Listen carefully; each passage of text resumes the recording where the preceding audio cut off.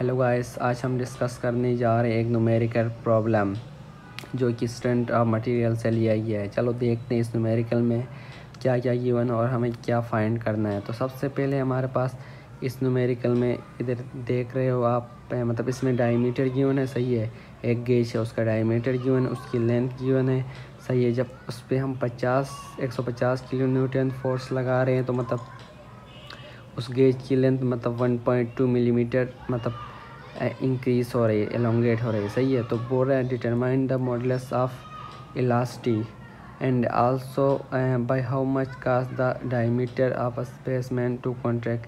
बोल रहे हैं मतलब इसकी मॉडुलस ऑफ इलास्टी फाइंड करो और उसकी मतलब उसका डायमीटर कितना कॉन्ट्रैक्ट हुआ है, सही है। चेंज इन डायमीटर मतलब कितना वो फाइंड करने को बोल रहा है। तो सबसे पहले हमारे पास गिवन डेटा में आ रहा है मतलब डायमीटर दिया है 25 मिलीमीटर, लेंथ दी है गेज की मतलब ओरिजिनल लेंथ जो है 250 मिलीमीटर, सही है। फोर्स 165 किलो न्यूटन है और उस गेज की चेंज इन लेंथ क्या है मतलब 1.2 मिलीमीटर। मतलब जब हम उस पर 150 किलो न्यूटन फोर्स अप्लाई कर रहे हैं तो ये गेज है, देखो इस पर जब हम फोर्स अप्लाई कर रहे हैं तो उसकी चेंज इन लेंथ इतनी आ रही है, सही है। और मतलब उसमें जी दिया है मतलब जी हमें दिया है 26 गीगा पास्कल, सही है। तो उसमें रिक्वायर क्या क्या है, मतलब उसमें रिक्वायर ये मॉडुलस ऑफ इलास्टी जिसको हम रिप्रेजेंट करते हैं ई से, और कॉन्ट्रैक्ट डायमीटर, सही है। तो सबसे पहले गाइस मैं तो आप लोगों को थोड़ा कॉन्सेप्ट बताना चाहूँगा। मतलब सबसे पहले तो हम ये जानेंगे कि मॉडुलस ऑफ इलास्टी किसके इक्वल होता है, सही है। एक मॉडुलस ऑफ इलास्टी होता है, एक शेयर मॉडुलस ऑफ इलास्टी होता है। मॉडुलस ऑफ इलास्टी जो होता है स्ट्रेस डिवाइडेड बाय स्ट्रेन के इक्वल होता है, सही है। और shear modulus of elasticity is equal होता है मतलब shear stress divided by shear strain.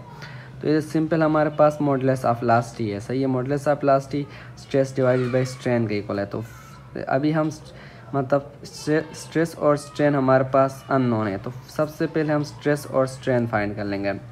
जो स्ट्रेस का फार्मूला होता है फोर्स डिवाइडेड बाय एरिया होता है, सही है।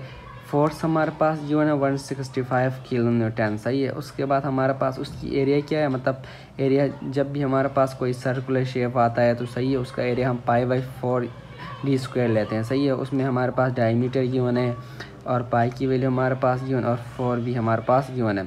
तो जब हम इससे ये सोल्व कर लेंगे तो हमारे पास आएगा 33.7 मेगा पास्कल। तो अभी हम इसमें स्ट्रेस फाइंड कर लेंगे। तो स्ट्रेस का जो सिंबल होता है मतलब वो क्या होता है मतलब del L divide by L. मतलब डेल एल क्या होता है मतलब चेंज इन लेंथ होता है, सही। एल क्या होता है ओरिजिनल लेंथ होता है, सही है। तो इसमें हमारे पास चेंज इन लेंथ भी गिवन है, ओरिजिनल लेंथ भी है। तो हम क्या कर सकते हैं मतलब उससे स्ट्रेन आसानी से फाइंड कर सकते हैं। तो जब स्ट्रेस और स्ट्रेन हमारे पास आ जाए तो मॉडुलस ऑफ इलास्टी हम आसानी से फाइंड कर सकते हैं। तो अभी हमारे पास ई जो है मतलब सिंबल मॉडुलस ऑफ इलास्टी का सिंबल है, सही है। तो फिर हमने स्ट्रेस की वैल्यू पुट की और स्ट्रेन की वैल्यू पुट की तो हमारे पास मॉडुलस ऑफ इलास्टी आ गया, सही। अभी हमारे पास डायमीटर फाइंड करना है। डायमीटर फाइंड करने के लिए हमारे पास कुछ चीज़ें रिक्वायर होती है, सही है।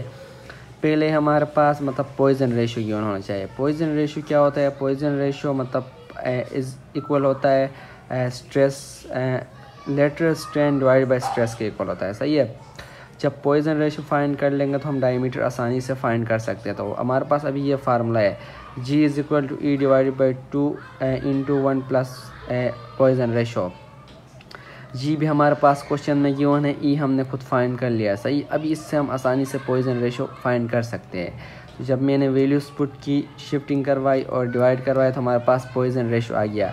पॉइजन रेशियो का भी कोई भी यूनिट नहीं होता है, सही है, याद रख ले। उसके बाद पॉइजन रेशियो किसके इक्वल होता है, lateral strain divide by strain का होता है, सही है। तो हमें मतलब लेटरल स्ट्रेन चाहिए। लेटरल स्ट्रेन से हम मतलब डायमीटर निकाल लेंगे। तो हमारे पास स्ट्रेन और पॉइजन रेशियो गिवन है तो हम लेटरल स्ट्रेन फाइंड कर सकते हैं। तो वैल्यूज पुट की हमारे पास आंसर आ गया। तो अभी पॉइजन लेटरल स्ट्रेन इक्वल होता है change in diameter divided by original diameter.